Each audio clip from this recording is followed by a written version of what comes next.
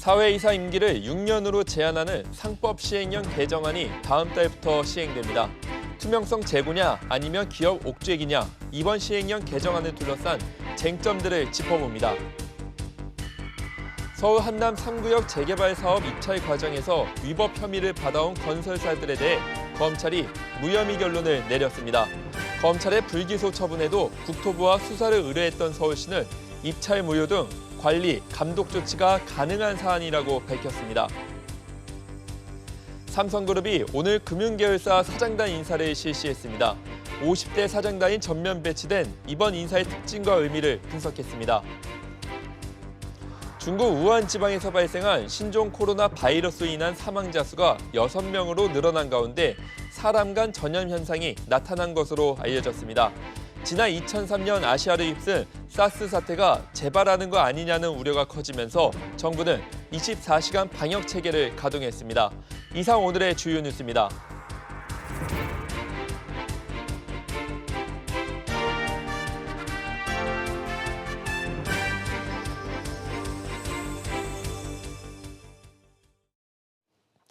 시청자 여러분 안녕하십니까? 뉴스 프리즘 시작합니다. 사회이사의 임기를 제한하는 등 이른바 공정경제 3법 시행령 개정안이 오늘 국무회의를 통과했습니다. 관계부처 TF가 구성된 지 1년 8개월 만입니다. 먼저 최나리 기자가 개정안의 주요 내용들을 전해드립니다. 이번 상법 시행령 개정으로 회사 퇴직 이후 3년 안에는 같은 회사 사회이사가 될 수 없습니다. 그동안은 2년이었습니다. 또 한 회사에서 6년, 계열사를 포함해 최대 9년까지만 사회이사가 될 수 있습니다. 임원 후보자의 체납 사실과 부실기업 근무 경험, 법령상 결격 사유 등도 투명하게 공개됩니다. 기관 투자자들의 공시 의무도 대폭 완화됐습니다. 단순 투자 목적으로 지분 5% 이상을 보유한 기관 투자자도 임직원의 위법 행위에 대해 해임 청구와 지배구조 개선 정관 변경 등을 요구할 수 있습니다. 지분 변동이 있었던 달에 다음 달 10일까지 지분 변동 내용만 약식으로 공시하면 됩니다. 기존에는 닷새 안에 상세히 공시해야 했습니다. 상법, 자본시장법, 국민연금법 시행령을 개정하였습니다. 주주총회 시즌 전 개정이 완료됨에 따라 제도 개선의 효과가 시장에 즉각 나타날 것으로 기대됩니다. 기업 경영의 투명성과 건전성이 높아질 것으로. 이 밖에 국민연금 기금운용위는 경력 5년 이상 전문가 3명을 상근으로 임명토록 했습니다. 이번 자본시장법 시행령은 다음 달부터, 나머지는 대통령 재가를 얻어 공포된 뒤 바로 시행됩니다. SBS CNBC 최나리입니다. 이번 개정안이 시행되면 당장 올해 3월 주총에서 교체 대상 사회이사가 대기업만 76명입니다. 상장사 전체로 보면 수백 명이라고 하는데요. 사회이사 대란 우려가 커지고 있습니다. 계속해서 김동우 기자와 이야기 나눠보겠습니다. 김 기자, 이번 개정안의 취지는 기업 경영 투명성 높이자 이런 취지잖아요. 네, 그렇습니다. 이 사회이사 제도 자체가 이 사내 문제를 객관적인 시각으로 바라보자 이렇게 해서 만들어졌는데요. 아무래도 기업에서 보수를 받다 보니까 장기간 재직할 경우에는 사회이사가 기업의 거수기 역할을 할 수도 있다는 우려가 제기돼 왔습니다. 정부는 개정안이 곧바로 시행돼도 큰 문제는 없을 것으로 보고 있습니다. 직접 들어보시죠. 실제로 여태까지 이제 계속 돼 왔던 신규 사회이사 선임 수하고 요번에 그렇게 큰 차이가 없을 걸로 나타났습니다. 여태까지 해왔던 수준, 이거는 조금 많은 수준이라서. 네, 정부는 이렇게 보고 있는데 하지만 경영계는 크게 반발하고 있죠. 네, 그렇습니다. 한국상장회사 협의회에 따르면 올 3월에 새로 뽑아야 하는 상장사 사회이사가 718명에 달합니다. 대기업만 하면은 76명 정도인데요. 삼성 SDI만 해도 사회이사 4명을 모두 바꿔야 하기도 합니다. 당장 주총이 2달 앞으로 다가온 상황에서 새로운 인물을 찾아야 하는데 검증할 시간이 조금 부족합니다. 특히 대기업의 경우에는 보수가 많아서 사회이사를 하려는 사람이 많을 수 있지만 중소기업의 경우에는 형편이 대기업보다는 살짝 떨어지기 때문에 사회이사 확보가 조금 더 어려워졌습니다. 일각에선 구인 대란이 벌어진 틈을 타서 전문성이 살짝 부족한 정치권 낙하산 인사가 내려올 수도 있다는 우려가 제기되고 있습니다. 경제단체들은 과도한 경영 개입이라면서 일제히 우려 반응을 나타냈습니다. 직접 들어보시죠. 사회이사 인력풀이 부족한 현실에서 6년 임기 제한에 따른 전문성과 독립성을 겸비한 사회이사 확보에 곤란을 겪을 것으로 예상이 됩니다. 네, 그렇군요. 네, 잘 들었습니다.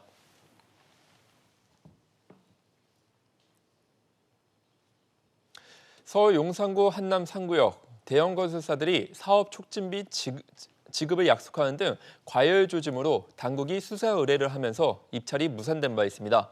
그런데 검찰이 이에 대해 무혐의 결론을 내리면서 후폭풍이 예상됩니다. 먼저 윤지혜 기자입니다. 총 사업이 7조 원에 달하는 서울 한남 3구역. 현대건설, 대림산업, GS건설이 뛰어들었는데 막대한 사업 촉진비 제공이 문제가 되면서 입찰이 무산됐습니다. 사업 촉진비는 통상 조합원들의 금융대출, 이주비 등을 지원하기 위해 시공사가 대여해주는 비용을 말합니다. 국토부와 서울시는 조합에 직간접적으로 이익을 약속한 건 도시정비법 위법으로 보고 수사를 의뢰했습니다. 그러나 검찰은 도시정비법이 금지하는 것은 뇌물을 처벌하는 것인데 조합원에게 공개적으로 이익을 제공하겠다는 것은 뇌물이 아니기 때문에 처벌 조항이 없다며 무혐의 결론을 내렸습니다. 국토부와 서울시는 당혹스럽다는 분위기입니다. 국토부는 입장문을 내고 과잉 수주전이 벌어지면 입찰무효 조치를 취하겠다고 밝혔습니다.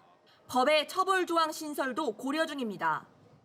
벌칙 조항은 없어요. 위반한다고 저희가 형사처벌 요청하고 이런 조항이 없는 상황이거든요. 그걸 하려면 이제 법령에 그게 명시가 돼야 되는데 그건 저희도 검토를 해봐야 될 사항입니다.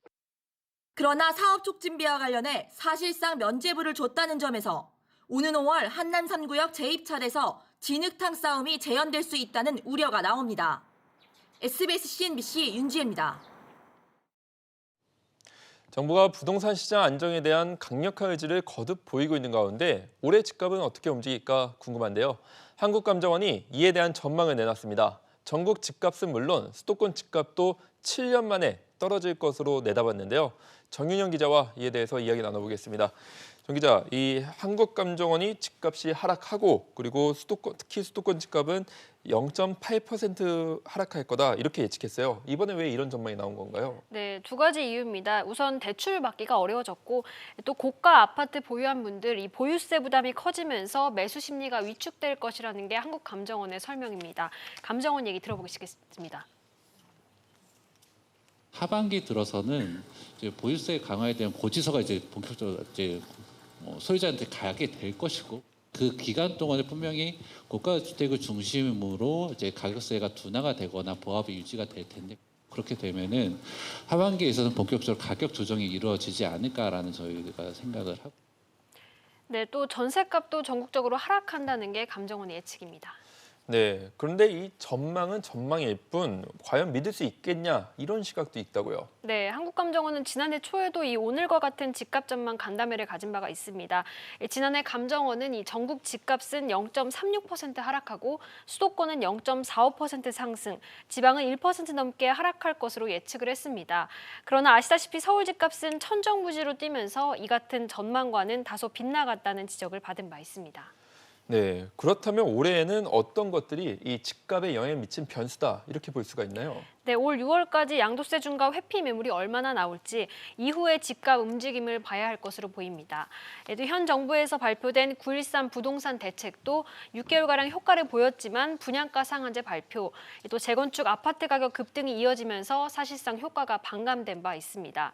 여기에 수도권에서만 역대급 토지보상급 38조 원이 풀릴 것으로 예상되는데 이 자금의 향배도 관심사입니다.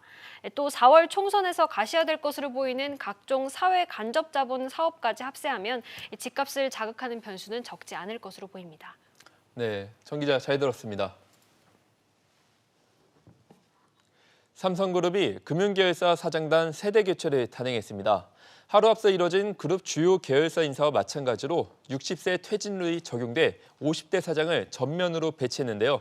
먼저 조석희 기자가 보도합니다. 이번 삼성 금융계열사 사장단 인사의 특징은 세대 교체와 쇄신입니다. 먼저 삼성 금융계열사의 맏형인 삼성생명 대표에는 50대 전영묵 삼성자산운용 대표가 새롭게 내정됐습니다. 장기 연금 상품인 TDF 신상품으로 운용자산 규모를 키웠고 기관자금의 외부 위탁운용 부문도 성과를 낸 것으로 평가돼 저금리 시대를 맞아 보험사를 살릴 적임자로 발탁됐습니다.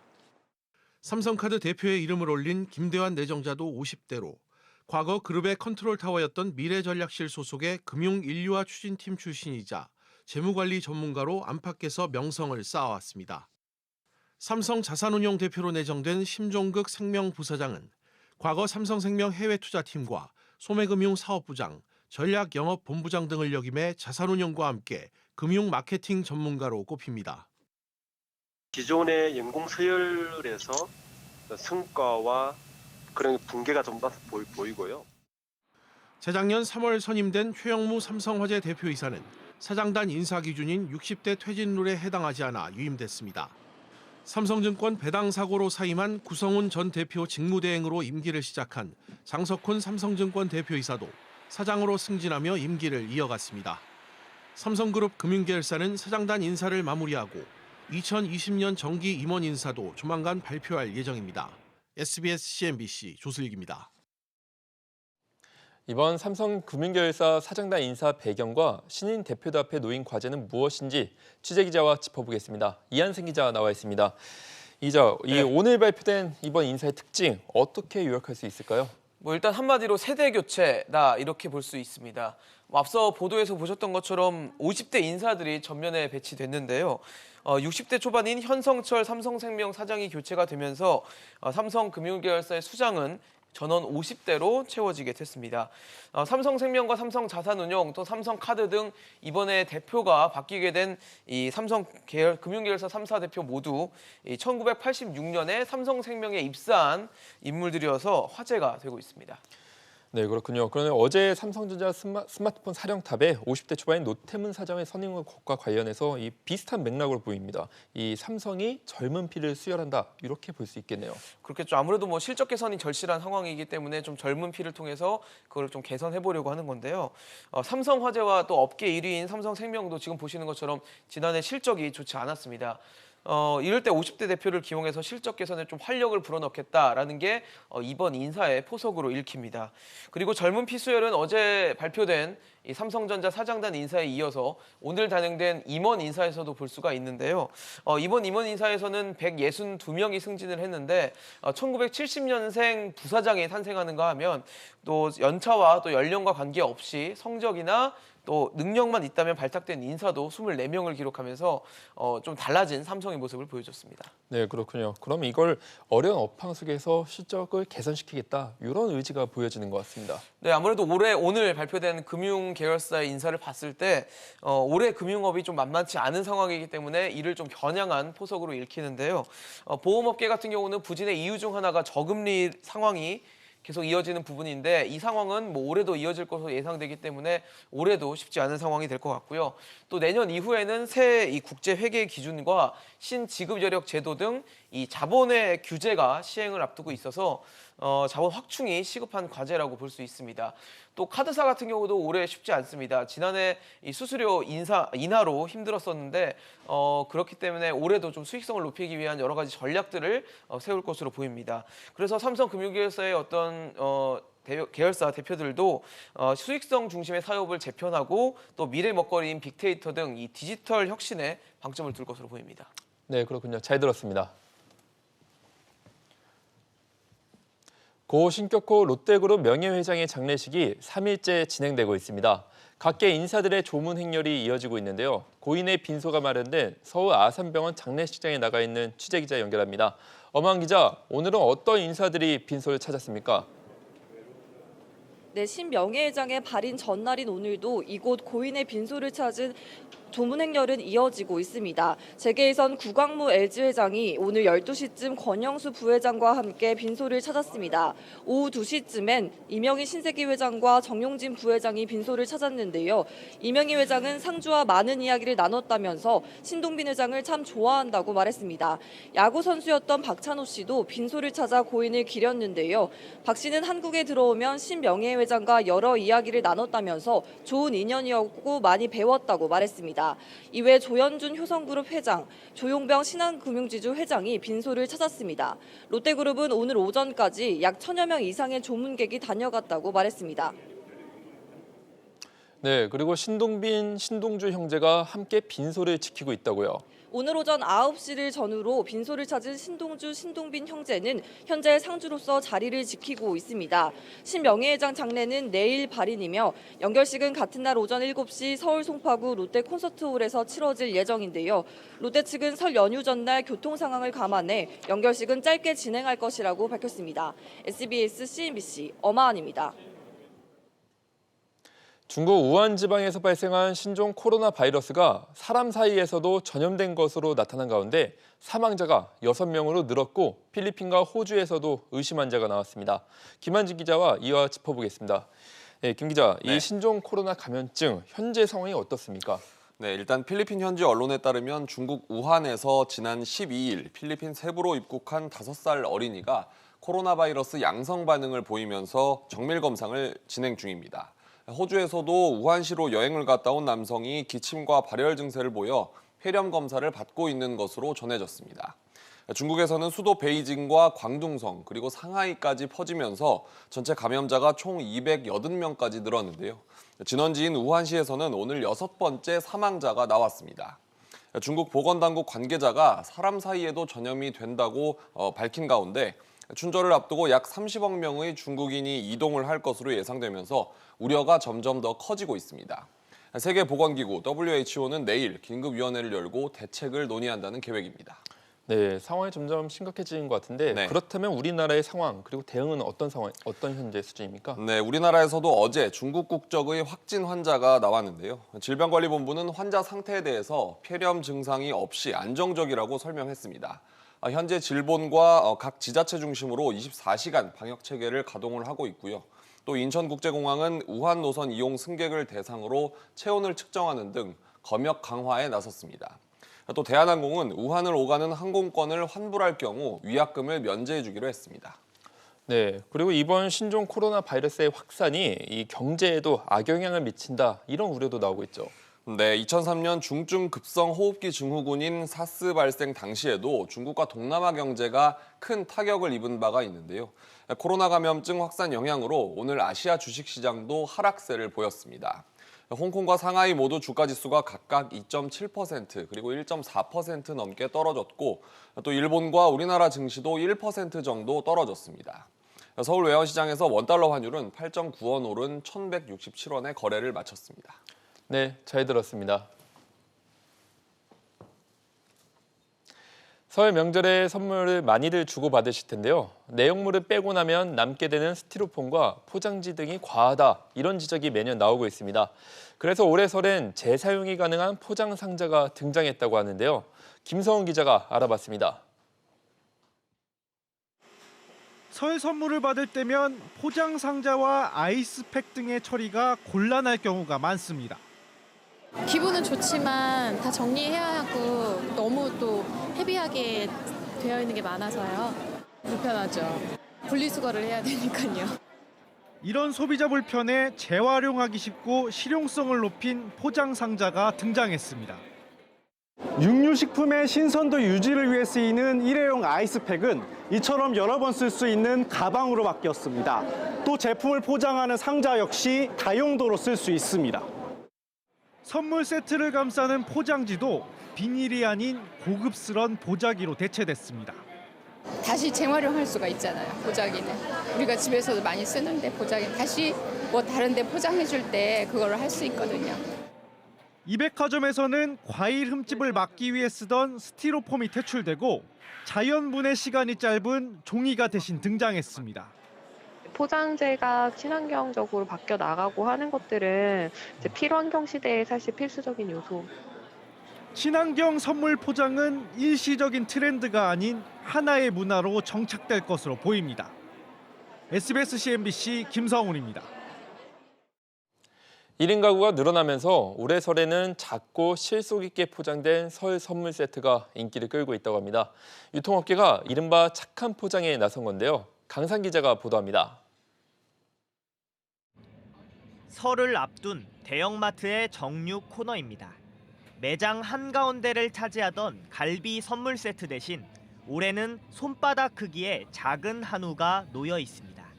한두 마리만 포장된 생선 선물 세트도 눈에 띕니다.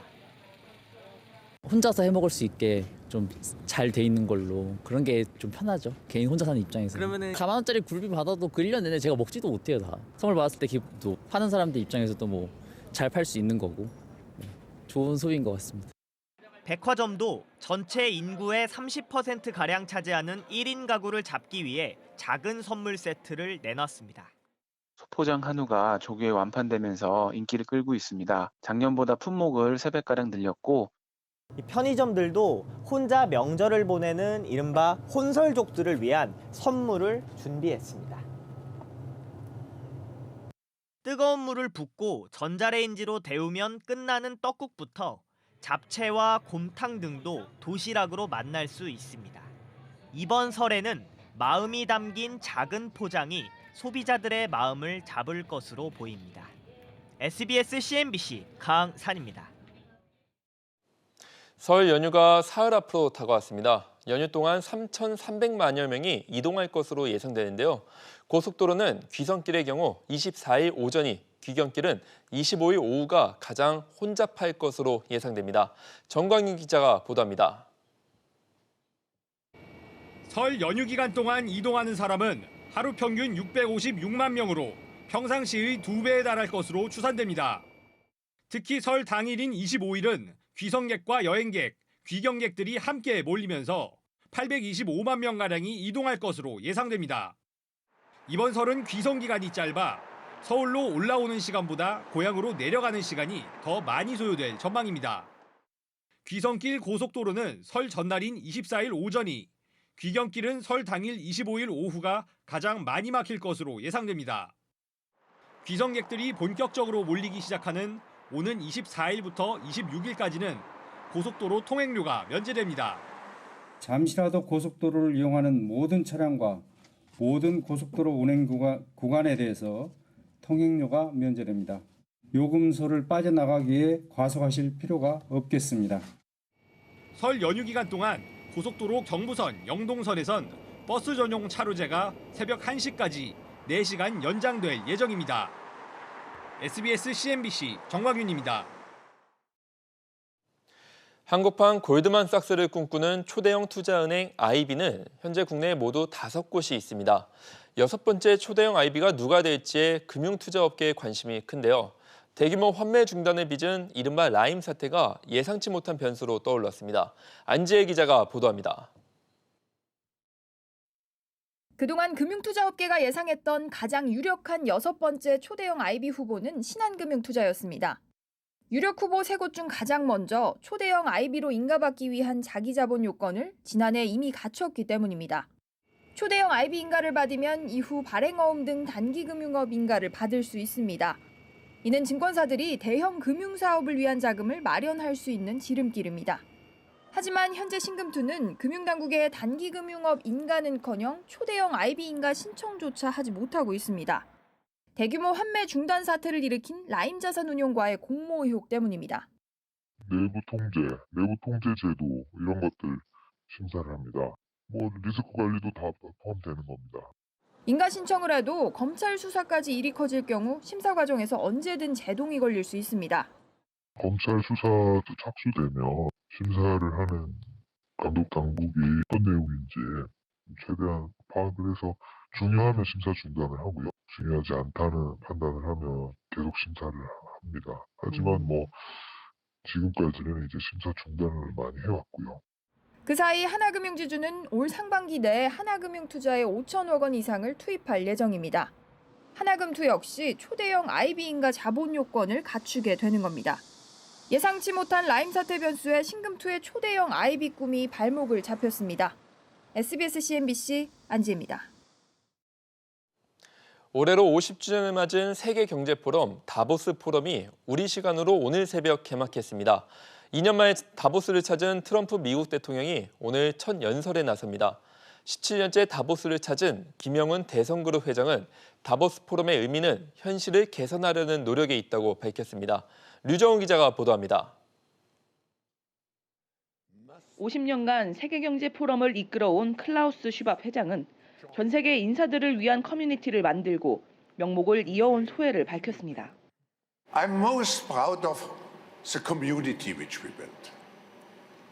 It's a community consisting of you, the politicians who are here. We have created strong, trustful relationships. 슈밥 회장의 축하 연설과 함께 시작된 개막식에서 도예가 시에스터 게이츠, 현대무용과 진싱 등 전 세계에 영향력을 행사한 예술인들을 선정해 시상했습니다. 올해로 17년째 다보스를 찾은 김영훈 대성그룹 회장은 현실을 개선하려는 노력이 다보스 포럼의 의미라고 강조했습니다. 그저 보고 얘기는 하는 걸 넘어서 가지고 인게이지해서 이걸 이제 이런 스테이트 오브 워드를 세상의 현실을 임프루브하는데 개선하는데 우리가 어떻게 또 참여할 수 있을 건가 하는 그 세 가지가 제일 키워드 같아요. 2년 만에 다보스 포럼을 찾은 트럼프 대통령은 오늘과 내일 참석해 연설에 나서 미중 무역 협상과 대미 투자에 대해 언급할 예정입니다. 지금까지 50차 세계경제 포럼이 열리고 있는 스위스 다보스에서 SBS CNBC 유정원입니다. 지난해 12월 원달러 환율이 급락한 가운데 외화 예금 잔액은 크게 늘어난 것으로 나타났습니다. 오늘 한국은행 발표에 따르면 지난달 말 거주자 외화 예금은 794억 4천만 달러로 한 달 전보다 45억 7천만 달러 증가했습니다. 이는 지난 2018년 3월 이후 1년 9개월 만에 최대 규모인데요. 한은은 환율이 떨어지자 기업들이 수출 대금을 예금에 넣어두면서 이들의 외화 예금이 불어났다고 설명했습니다. 이인영 더불어민주당 원내대표가 3주택 이상 소유하거나 투기, 조정 대상 지역에서 2주택 이상 소유하는 것은 국민의 눈높이와 맞지 않는다고 생각한다며 1가구 1주택 유도 정책 필요성을 언급했습니다. 이 원내대표는 원내대책회의에서 3주택 이상 소유자 등에 대한 종합부동산세 등 세율 인상 방안에 대해 충분히 검토 가능한 얘기라며 이같이 밝혔습니다. 식품의약품안전처와 대한의사협회는 오늘 구충제인 알펜다졸을 기생충 감염 치료에 목적으로 사용하는 것은 매우 부적절하다고 밝혔습니다. 식약처와 의협은 알펜다졸은 기생충 감염 등 구충 목적으로만 단기간 복용이 허가된 약으로 장기 복용 시 인체에 대한 안전성은 검증되지 않은 상황이라고 설명했습니다.